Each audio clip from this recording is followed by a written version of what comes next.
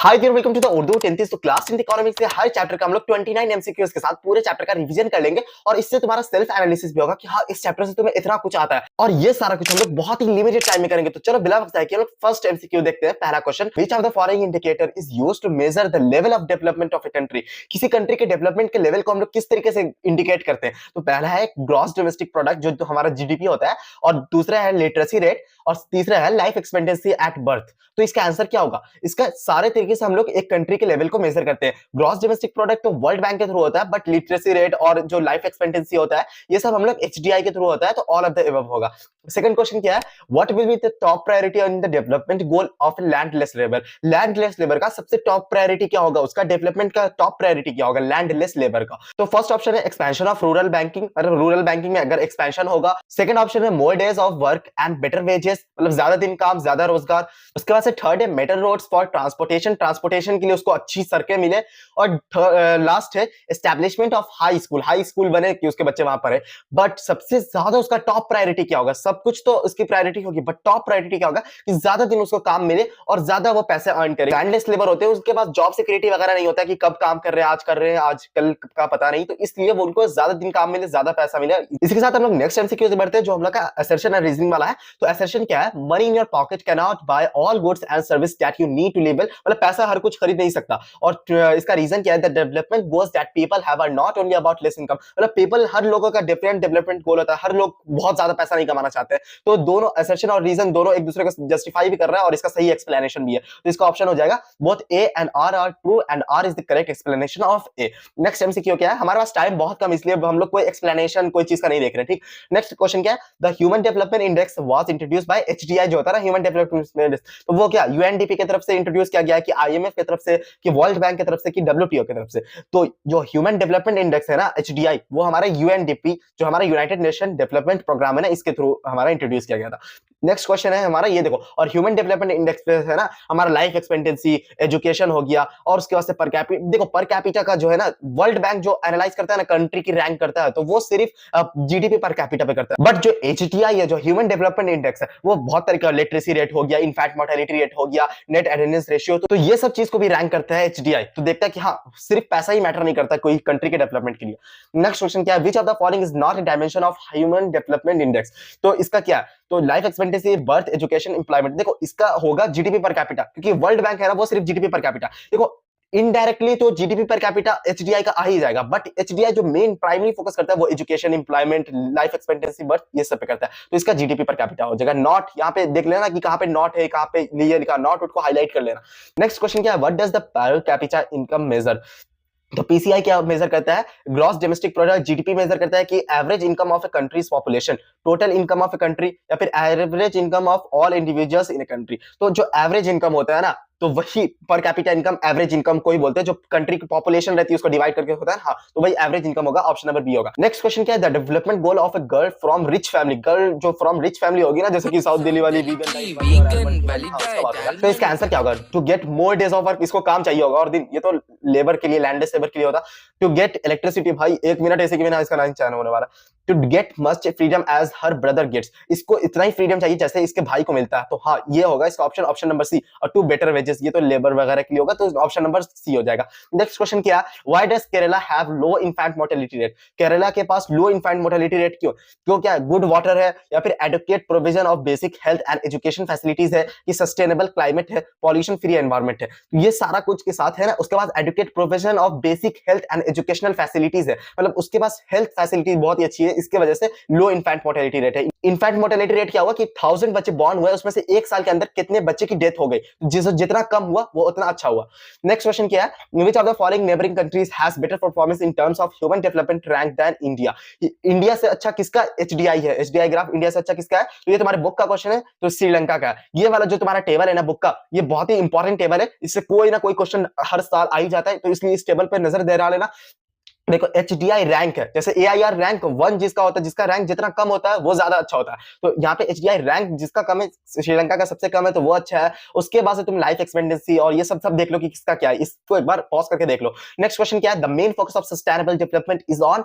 तो main focus of sustainable development का क्या होगा, तो ऑप्शन ए है पॉलिटिकल स्टेबिलिटी होगा, या फिर सोशल वेलफेयर ओनली होगा, या फिर balancing economic social and environmental concern, या फिर डी होगा इकोनॉमिक ग्रोथ ओनली। तो हमारा सस्टेनेबल डेवलपमेंट क्या होता है पता है ना, तो बैलेंसिंग इकोनॉमिक होगा, सोशल होगा एंड इन्वायरमेंटल कंसर्न होगा। इन्वायरमेंटल क्योंकि आने आने वाली फ्यूचर को भी कोई दिक्कत ना हो, मतलब सस्टेनेबल वे में डेवलपमेंट हो रहा, तो इसका हम लोग ऑप्शन नंबर सी करेंगे।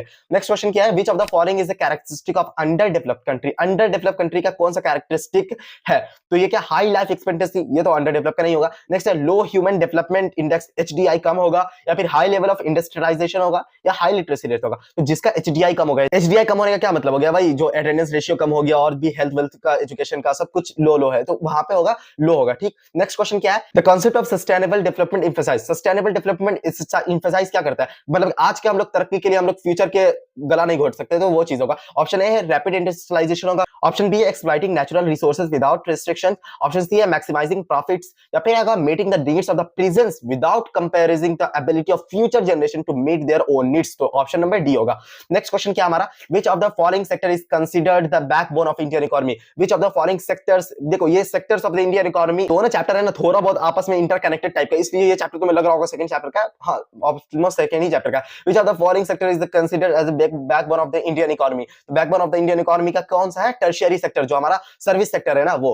नेक्स्ट क्वेश्चन क्या है, विच of the following is a drawback of the per capita income. Which of the following is a drawback, drawback मतलब क्या, उसका डिसएडवांटेज हो गया, PCI indicator. It does not reflect social indicator, it does not consider income distribution, income distribution को तो consider करता है। Difficult to, बहुत इजी है, टोटल इनकम टोटल पॉपुलेशन ये कर देना, तो इसका हम लोग कर देंगे it does not reflect social indicator, ये हर एस्पेक्ट को नहीं दिखाता है, मतलब सिर्फ पैसा वाला मॉनेटरी टर्म को दिखा। नेक्स्ट क्या है, the term development refers to, the term development refers क्या करता है, तो इकोनॉमिक ग्रोथ करता है, कि improvement in quality of life करता है, या फिर इंडस्ट्रियलाइजेशन होना, या फिर पॉलिटिकल स्टेबिलिटी। देखो improvement in the quality of life ये होगा डेवलपमेंट रेफर करता है। ठीक, इसके साथ बढ़ते हैं नेक्स्ट क्वेश्चन की तरफ, which organisation publishes the human development report annually.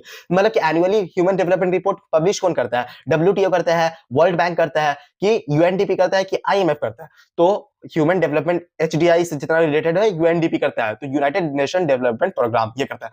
Next question क्या है, what is the main goal of economic development. What is the main goal of economic development, क्या encouraging the consumption of luxury goods. Luxury goods economic development का main goal थोड़ी होगा। Maximising profit for the business, ये goal हो सकता है, but main goal पूछ रहा है। ठीक, promoting government control over the economy, या फिर achieving sustainable growth and improving living standard, मतलब लिविंग स्टैंडर्ड भी इंप्रूव होना चाहिए और हमारा सस्टेनेबल ग्रोथ होना चाहिए, ऐसा नहीं कि अदरकी की तरह ग्रो हो जा रहे, तो ऑप्शन नंबर डी होगा। नेक्स्ट क्वेश्चन क्या है, विच of the following is not a component of tertiary sector. तो फर्स्ट ऑप्शन है health care, education, manufacturing, banking. तो कौन सा लग रहा है, तो देखो जितना भी बनाने वाला होता है ना, इंडस्ट्रियलाइजेशन, मैन्युफैक्चरिंग, ये सब सेकेंडरी सेक्टर होता है। तो हमारा टर्शियरी सेक्टर में जितना भी सर्विस वाला सेक्टर होता है, तो ये सारा सर्विस सेक्टर है, बस ऑप्शन नंबर सी होगा यहाँ पे। नेक्स्ट क्वेश्चन क्या है, the unemployment rate is calculate as the percentage of. देखो अनएम्प्लॉयमेंट किसको बोलते हैं, अनएम्प्लॉयड कौन है, जो बंदा काम करना चाह रहा है बट उसे नौकरी नहीं मिल रही है, ऐसे उसको अनएम्प्लॉयड नहीं बोलेंगे। जो बैठा हुआ घर में लेकिन वो उसके पास अच्छा खासा है, मतलब तो वो अनएम्प्लॉयड नहीं है। जो चाह रहा है, विलिंगनेस टू जॉब, बट उसके पास जॉब नहीं है, तो उसी चीज को हम लोग अनएम्प्लॉयमेंट बोलते हैं। ठीक,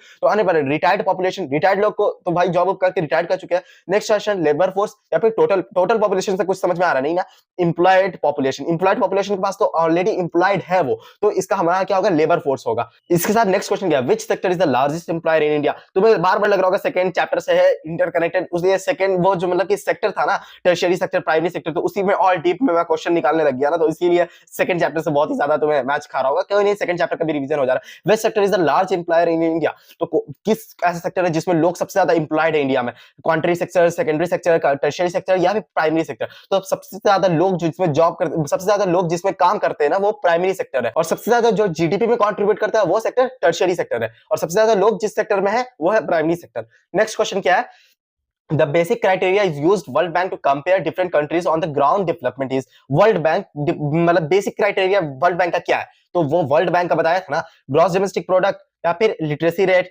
एवरेज इनकम, या फिर ग्रॉस नेशनल हैप्पीनेस। तो एवरेज इनकम से मतलब basic criteria used by world bank average income होता है। ठीक, नेक्स्ट क्वेश्चन क्या है, PDS stand for, PDS stand किसके लिए था? Public distribution system, private distribution store, public development skill, personal distribution shop. तो पीडीएस स्टैंड करता है पब्लिक डिस्ट्रीब्यूशन सिस्टम के लिए।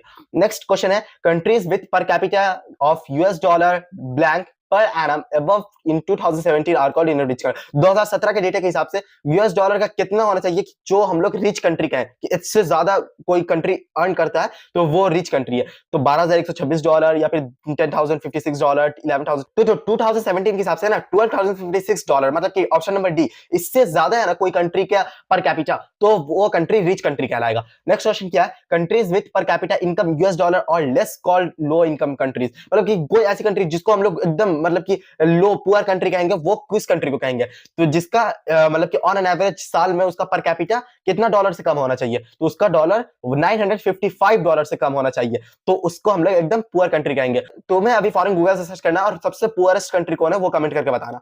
नेक्स्ट क्वेश्चन क्या है, which category does India come under? तो इंडिया किस कैटेगरी में काम करता है? लो इनकम कैटेगरीज में, या फिर लो मिडिल इनकम कंट्रीज में, या फिर हाई इनकम कंट्रीज में, या फिर हाई मिडिल इनकम कंट्रीज में? तो इंडिया लॉ फॉल करता है low middle income countries, option number B में। इंडिया का कितना है, मतलब कि अभी 1900 या फिर $2000 पर कैपिटा के करीब है, ठीक। नेक्स्ट क्वेश्चन क्या है, different person could have blank notions of a country development, मतलब different people have different development goal है ना, वही वाला चीज है। तो इनडिफरेंट है या फिर सेम है या फिर different as well as conflicting, या फिर ऑप्शन नंबर डी होगा। तो ऑप्शन नंबर सी होगा, different people have different development गोल। भाई कोई के लिए डैम बनना डेवलपमेंट होगा, कोई के लिए डैम बनना डेवलपमेंट नहीं होगा। डैम वाला यूनिवर्सल एग्जांपल है, वो क्वेश्चन को बहुत अच्छे से देख लेना कि डैम वाला जो किसी के लिए वाटर इलेक्ट्रिसिटी प्रोड्यूस हो जाएगा, लेकिन वहां पे ट्राइबल पॉपुलेशन के लिए वो तो नुकसान का काम हो जाएगा, इसलिए बस। नेक्स्ट क्वेश्चन क्या, how much countries population is over using their ground water reserve, मतलब कि कितनी कंट्रीज है जो population over using of ground water reserves कर रहे हैं? तो 1/3 है, 2/3 है, हाफ है, या फिर नन ऑफ द अबव? तो 1/3 है इसका ऑप्शन।